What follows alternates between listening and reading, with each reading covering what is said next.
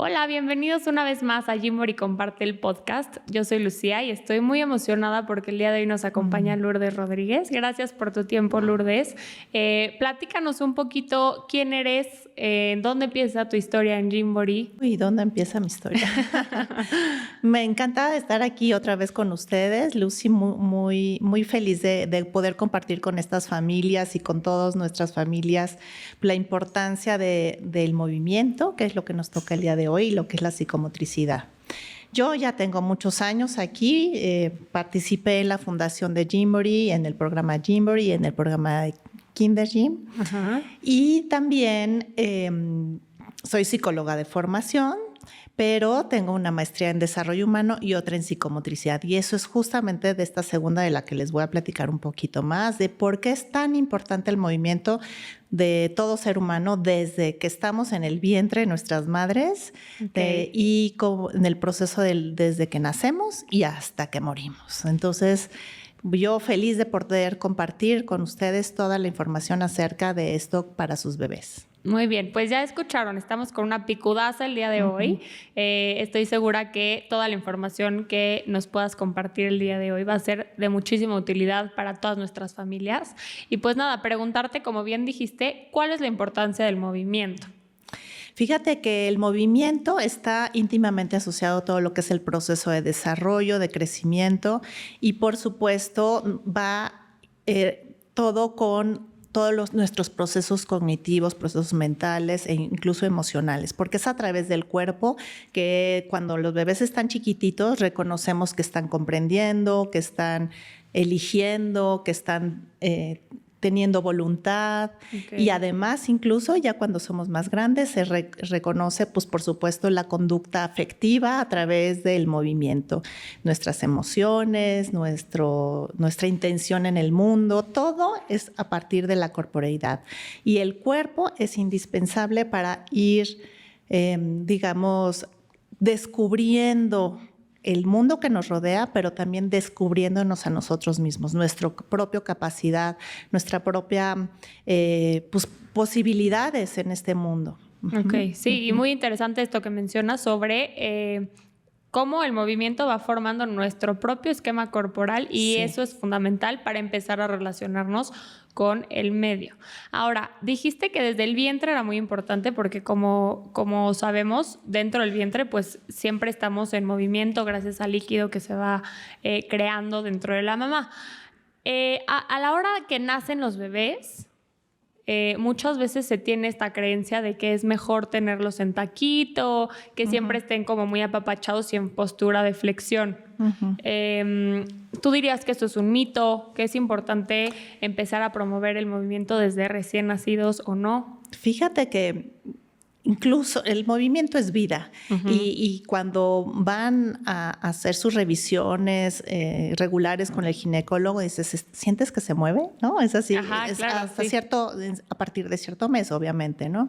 De ciertas semanas. Pero, ¿por qué? Porque ese ser humano que ya está ahí está en movimiento y significa que está saludable, significa que está descubriendo sus capacidades y todo. En el momento que nacen los bebés, por supuesto, el famoso taquito que nos enseñan muy bien las abuelitas y que hacen que nos mantengan, sí te da cierta contención y podría simular un poco esa misma experiencia de cuando estuvieron dentro del vientre de mamá. Okay. Y que pudieron tener esa contención, protección y cuidado durante un pequeño tiempo, ¿no? Cuando sienten que está inquieto, cuando perciben que tienen cierta necesidad de contención, ¿no? De cuidado y de apapacho. Pero la verdad es que el resto del tiempo, y si está alerta, porque obviamente al nacer hay mucho tiempo de estar dormiditos, ¿no? Pero cuando ya está alerta, lo ideal es favorecer el movimiento. Que los bebés desde que nacen, desde el movimiento ocular, ¿no? Que reconozcan los objetos y cómo se mueven sus ojitos de un lado al otro, de cómo pueden agarrar una sonaja, al principio es con las dos manos, y después solamente empiezan a diferenciar una mano de la otra. Por supuesto, al principio son muchos movimientos involuntarios, ¿no? O sea, que van saliendo como un poco de reflejo. Claro. Pero poquito a poco lo que nosotros queremos hacer justo es ir ayudando a que esos movimientos involuntarios se vuelvan voluntarios. Y que tengan la intención de agarrar el objeto, la intención de patear una pelota, la intención de levantar la cabecita, claro, poquito a poco, para ir viendo, no sé, el juguete a mamá, a papá, al perrito, quien esté ahí cerca, y que empecemos a fortalecer sobre todo el tono muscular, que eso va a ir ayudando para ir a hacer la progresión del desarrollo, ¿no? Ok, sí, como dices, empezaste hablando de menos a más en cuanto a habilidades. Primero el seguimiento visual, luego a lo mejor el control de la cabeza, etcétera.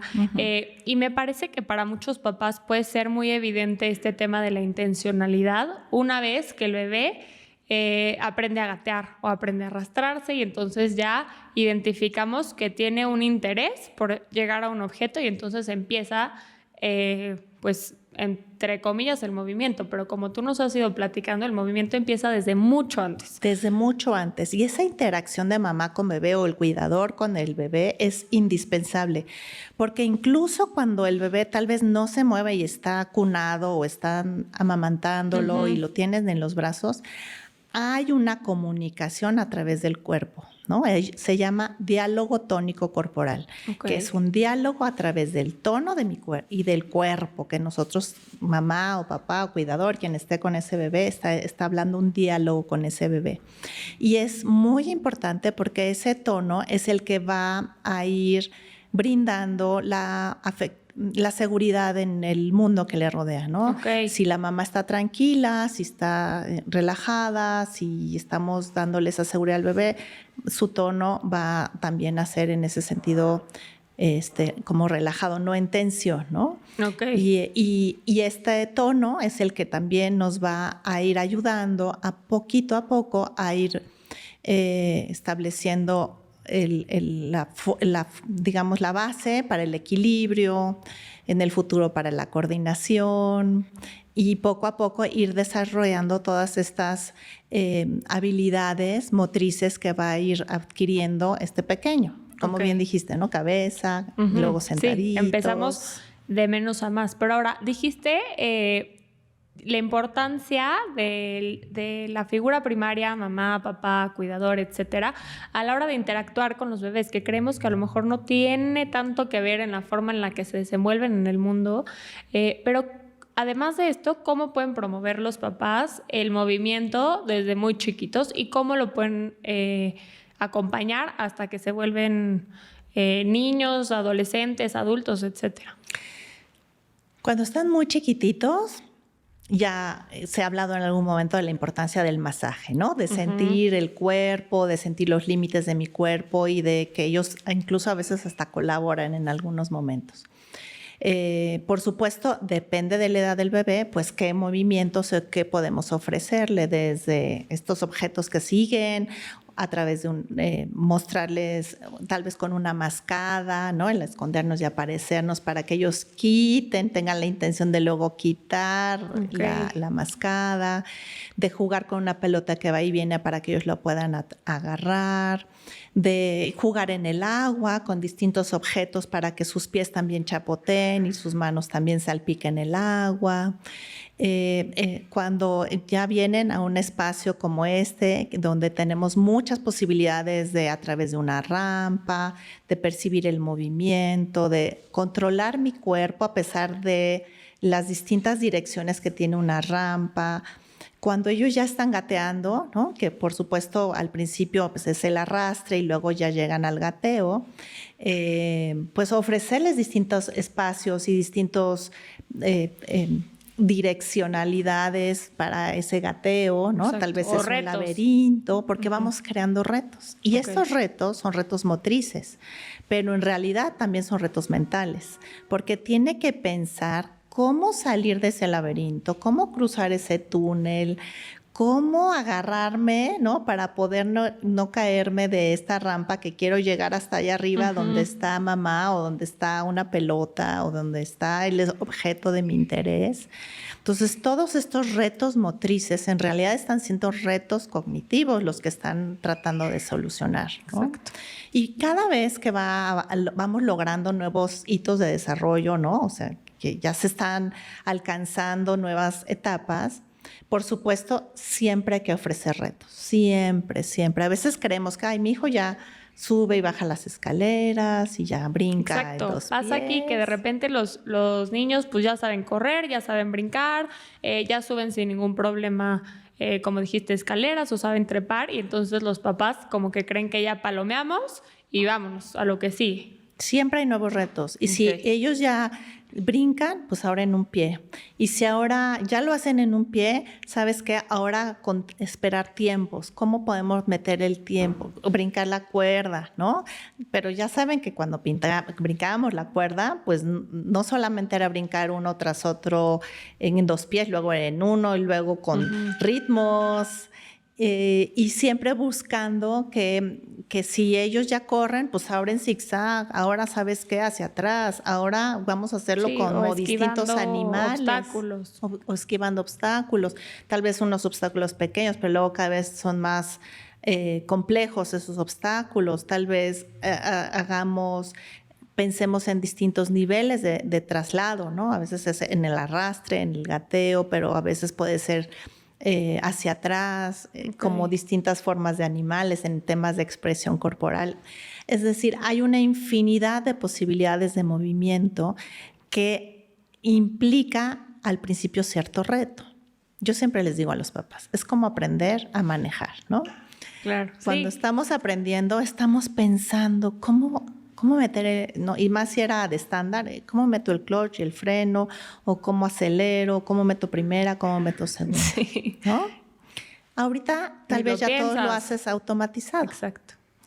Pero esos retos que a veces tal vez incluso acababas agotado, te dolía la cabeza y todo aprendiéndolo, llega un momento que ya está automatizado el movimiento. Eso mismo vamos a procurar con nuestros niños. Ofrecer retos nuevos para ir poco a poco automatizando el movimiento. Luego nuevos deportes, que también se vaya automatizando y tomen conciencia de qué partes de su cuerpo son los que están acomodando, en qué dirección, con qué presión. Claro, ¿no? Y es que sí, como bien dijiste, es el movimiento y nuestro cuerpo en general, o sea, saber exactamente en dónde está cada parte de tu cuerpo y cómo saber utilizarla se convierte en una herramienta para toda la vida. Y me encanta esto que hablas, porque siempre decimos que la manera en la que juega un niño nos habla también de cómo piensa. Pero eso, sin quererlo, va 100% conectado con el movimiento. Entonces, es cierto, durante las clases que tenemos aquí en Gymboree también es muy claro, y me encanta ver a los papás que empiezan a descubrir diferentes cosas de sus hijos a través del movimiento, es decir, esta toma de decisiones, el empezar a medir riesgos, no sé, a lo mejor muchísimas cosas que sin esta posibilidad de movimiento no se hubieran dado cuenta. Ahora, es muy importante también considerar que dentro del movimiento, y lo que veo dentro de las clases es que a veces hay niños que son más exploradores y que a lo mejor pueden parecer más atrabancados, y hay otros bebés o niños que son más observadores, y eso de repente a los papás les frustra el decir, tiene tantas opciones y se queda sentado. ¿A qué se debe eso? No es una limitación de movimiento como tal, pero ¿a qué se debe? Me encanta la pregunta porque sí tenemos que ser muy pacientes y muy receptivos en cómo nace nuestro bebé. Cada uno de los bebés van a nacer con cierto temperamento. Ese temperamento es lo heredado, lo que ya genéticamente está determinado. Y hay bebés que nacen así, más tranquilos, más pausados, más observadores. Y hay otros que nacen con un temperamento muy alto, muy álgido, muy activo, muy dinámicos, y así está determinado su carga genética. Pero, por supuesto, el ambiente es un factor determinante a que nosotros le ofrezcamos experiencias de desarrollo, experiencias de descubrimiento, experiencias de exploración, para que entonces sí ese bebé pueda tener la oportunidad de descubrir el mundo que le rodea, de caminar, de explorar, de moverse. Y sobre todo, si hay un adulto o un mediador o un cuidador que esté ofreciéndole ese espacio con cariño, con confianza, con seguridad. Entonces, si mamá está junto y le hace la cara de terror de no, cuidado, pues claro que ese bebé va a estar muy atemorizado de explorar. Pero si al contrario, sabemos que es un lugar seguro y hay esa otra persona, papá, mamá, y quien esté junto a él, que le esté ofreciendo estas actividades con gozo, con diversión, con alegría, con confianza y seguridad, pues por supuesto que va a ir a explorar y reconocerlo. Ok. ¿No? Entonces, independientemente de esto, o sea, de esta parte genética, digamos que lo demás se va construyendo a partir de las experiencias que van teniendo y de esas respuestas que reciben de su entorno. Exactamente. Okay. Y ahí está la clave para que este taquito que en el momento inicial dices, bueno, pudo haber servido en un momentito de contención, pues no se va a quedar así el resto del año, ¿no? De su vida. Entonces sí queremos ofrecer todas estas experiencias de aprendizaje ricas, visuales, auditivas, de movimiento, porque va a ayudar a que todo este gran organismo que tenemos tan sabio pueda ir favoreciéndose en madurez, en conexiones neurológicas que se van a ir, por supuesto, vislumbrando a través de todos los logros que estemos viendo en ellos, ¿no? Ok. Y ahora, esta libertad de movimiento, como dices, es súper importante, pero estas habilidades son lineales, ¿no? Digamos, vas de menos a más. Son progresivas. Son progresivas, sí. Exacto. Pero ¿de qué depende que a lo mejor algún bebé que está empezando a caminar, que a lo mejor tiene súper consolidado el gateo, empieza a caminar 2 pasitos, se cae y de ahí a lo mejor pasan días y no lo vuelve a intentar? Hay que ser muy pacientes. Okay. A veces es un tema de que todavía no tienen la confianza, ¿no?, suficiente para poder animarse. Pero no he visto un adulto que no camine, okay, ¿no? O sea, con la capacidad de hacerlo. Y claro, es siempre porque tienen esa gran tenacidad de hacerlo una y otra vez, a veces tal vez con un apoyo, que tengamos una mesa o una pequeño, hasta una pelota grande que les pueda ir ayudando. Son pequeños recursos que les vamos brindando para que tengan esa confianza y seguridad de caminar, de dar sus primeros pasos, de intentarlo una y otra vez. Y lo más maravilloso de esta edad es que lo intentan al infinito. O sea, sí, no es de que dicen, miedo, lo voy a intentar 3 veces y si no, ya no lo voy a seguir haciendo. No, ellos siguen intentándolo. Si hay una experiencia muy fuerte, traumática, que se cayeron, que hubo alguien a su alrededor que gritó de terror, y sí les causó cierto miedo, ¿no?, en ellos, probablemente se tarde un poco más, ¿no? Pero hay que tener esa confianza de que lo va a volver a intentar, brindarle el espacio seguro y volverlo a intentar nuevamente. Ok. Muy importante esto que mencionas, porque creo que a veces existe cierta angustia hacia estos procesos y estas habilidades, digamos, psicomotoras que se espera de un bebé en determinado momento. Pero como bien dices, también es un proceso de paciencia y de evaluar cuántos factores no hay alrededor que a lo mejor pueden estar retrasando un poquito esta habilidad. Ciertamente también hay que considerar y tener la mirada en algunos foquitos rojos que podrían aparecer, ¿no? Okay. Si hay ciertas edades en las que deben de aparecer ciertos logros motrices, ¿no?, como el sentarse alrededor de los 5 meses, el gateo de 8 meses a 10 meses, empezar a caminar alrededor de un año, 2 meses aproximadamente. Hay ciertos rangos que nos dan pautas para que estos logros motrices se vayan haciendo. ¿Por qué? Porque además todos sabemos que el desarrollo neurológico se da de la cabeza a los pies y del centro hacia afuera. Es la ley cefalocaudal o próximo distal. Y por eso es que poquito a poco los niños van logrando estos logros y poco a poco van teniendo la coordinación hasta finalmente la motricidad fina. Pero si empezamos a notar que nuestro hijo tiene 10 meses y ni siquiera se sienta, ese es un foco rojo importante, ¿no? Okay. Uno, saber, ¿estamos brindando las experiencias suficientes para ponerlo boca abajo, para que levante la cabecita, ofrecerle objetos y motivarlo a que se mueva, o ha estado en taquito todo este tiempo, ¿no? Claro, sí. O sí se lo hemos dado y a pesar de todo no lo ha logrado y no puede, ya tiene un problema de tono muscular tan bajo, sí es importante ir a una valoración con un especialista para valorar qué es lo que está sucediendo en particular con este pequeño, ¿no? Okay. O pasa, ¿no? Que a lo mejor nosotras en Gymboree promovemos muchísimo el tiempo en el piso y siempre hablamos de que el piso provee de estas experiencias de libertad de movimiento, pero hay muchas mamás o familias que nos comentan que no, es que a mi bebé nunca le gustó el tummy time, o no, la verdad solo en la cama lo pongo porque está muy frío el piso, etcétera. Entonces cuando empiezan a llegar tarde, digamos, a estas habilidades, todo está ligado, eso es lo que estás diciendo. Al final, estas primeras experiencias son lo que van construyendo la base para alcanzar habilidades más complejas. Sí, hay un tema con el que muchos familias se angustian y es el tema del gateo, ¿no? Que dicen, es que no gateó y es que sí lo ponía boca abajo y no le gustaba, y entonces sí empiezan con un nivel de angustia importante porque se dice por todos lados la importancia del gateo, el cual sí lo es por temas de coordinación y trabajo de ambos hemisferios de manera simultánea y coordinada, etcétera.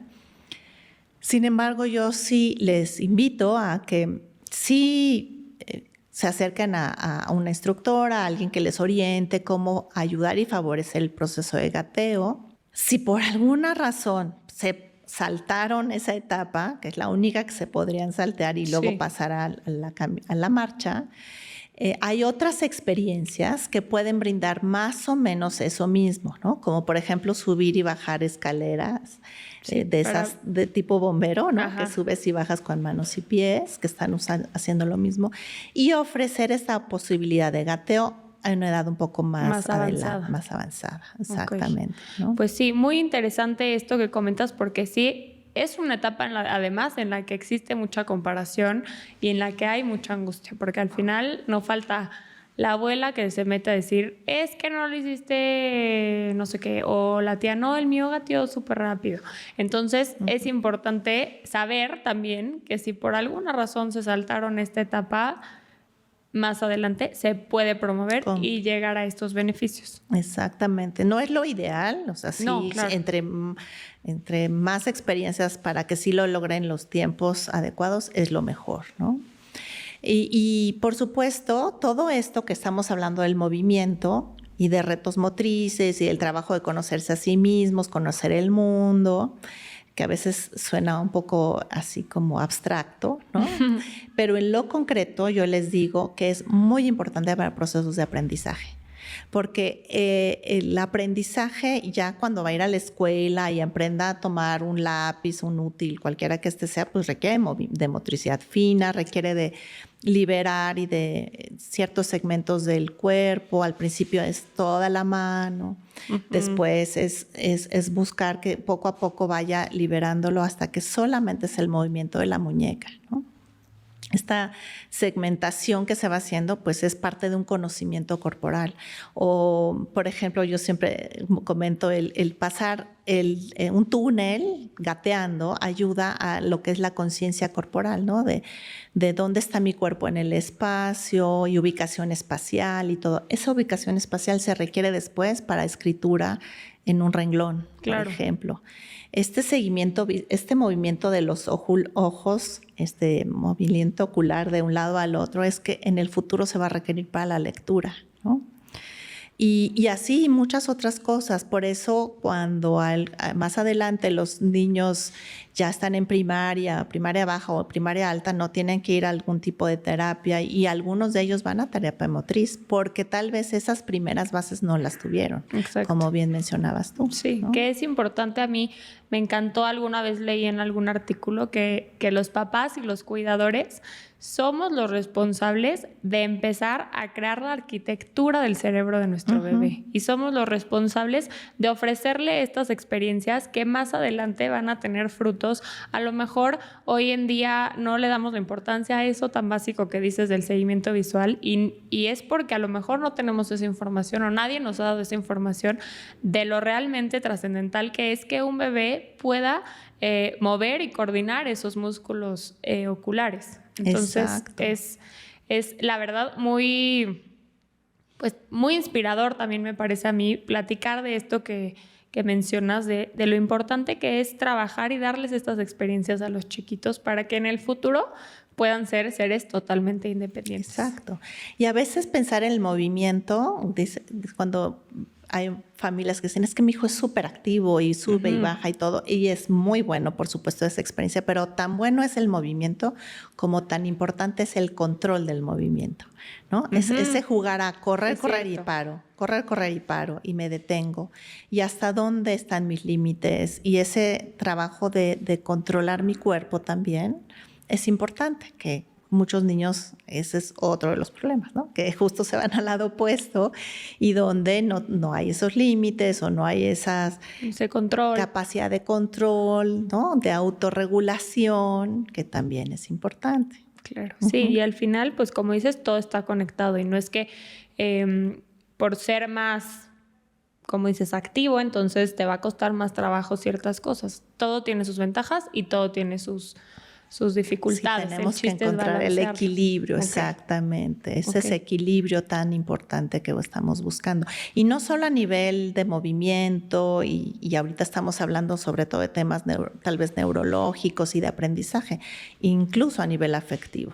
Sería otra plática. Sí, así es. Y más adelante, bueno, nos va a encantar que puedas venir con ese tema, pero por ahora no sé si hay algo que yo no te haya preguntado y que es súper importante que los papás sepan o algo que quieras compartir, además de lo que ya platicamos. Yo siempre reitero que movimiento es vida, ¿no? Y eso es toda la vida, es decir, ahorita estamos iniciando en la parte inicial de este pequeño ser humano que está con miles de potencialidades y va a lograr en estos primeros 5 años, 6 años, que es la primera infancia, pues la base de esta arquitectura, ¿no? Neurológica, cerebral, que va a servirle para toda la vida, pero también conforme vamos creciendo e incluso en la vejez lo que promueven es el movimiento, ¿no? Porque es justamente lo que nos mantiene activos, lo que nos mantiene vitales, lo que nos mantiene